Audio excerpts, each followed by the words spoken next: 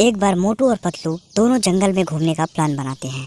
मोटू और पतलू दोनों जंगल जाते हैं, लेकिन मोटू आगे निकल जाता है और पतलू धीरे धीरे पीछे पीछे आता रहता है। तभी मोटू अकेले निकल जाता है आगे और एक पेड़ पे जाके बैठ जाता है। लेकिन मोटू को ये पता नहीं रहता कि वो पेड़ थोड़ी भूतिया पेड़ रहता है और वो उस पर बैठ जाता है। कुछ देर बाद उस पेड़ को बिल्कुल अच्छा नहीं लगता कि कोई उसके पास बैठे, तो उसने मोटू को गायब कर दिया। अब पतलू चारों तरफ देख रहा है कि मोटू कहाँ गया और वो मोटू मोटू करके चिल्लाने लगा और देखने लगा कि आखिर मोटू कहाँ गया। थोड़ी देर बाद पतलू भी उसी रास्ते पे आता गया और मोटू को ढूंढता गया, लेकिन जैसे ही वो उस पेड़ के पास आया उसको मोटू की आवाज़ सुनाई देने लगी, लेकिन उसको मोटू किसी भी तरफ दिखाई नहीं दे रहा था। वो सिर्फ मोटू की आवाज़ सुन पा रहा था, लेकिन उसको मोटू दिख नहीं रहा था। तभी वहाँ पास जोर से बिजली कड़कती है और वहाँ पास एक डरावनी सी आवाज़ आती है। मैंने तुम्हारे दोस्त को गायब कर दिया है क्योंकि वो मेरे पेड़ पे आकर के बैठा और यहाँ पास मुझे बिल्कुल पसंद नहीं कि कोई भी मनुष्य मेरे पास आके बैठे,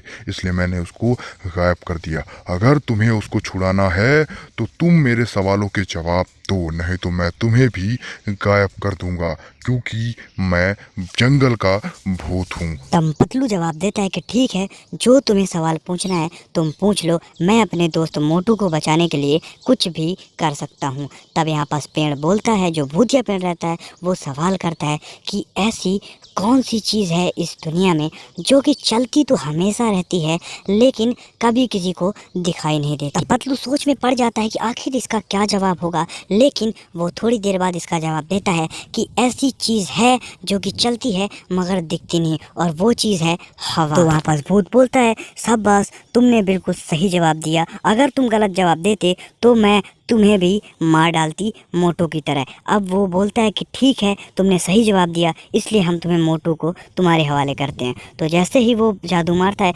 मोटू उसके सामने आ जाता है। पतलू ये देखकर बहुत खुश होता है और वो बिल्कुल नाचने लगता है। फिर दोनों भूत को टाटा बाय बाय कह के अपने फुरफुरी नगर के लिए रवाना हो जाते हैं। कुछ देर बाद दोनों साथ में चलते चलते फुरफुरी नगर आ जाते हैं और कभी भी भूतिया जंगल में ना जाने के लिए एक दूसरे को बोल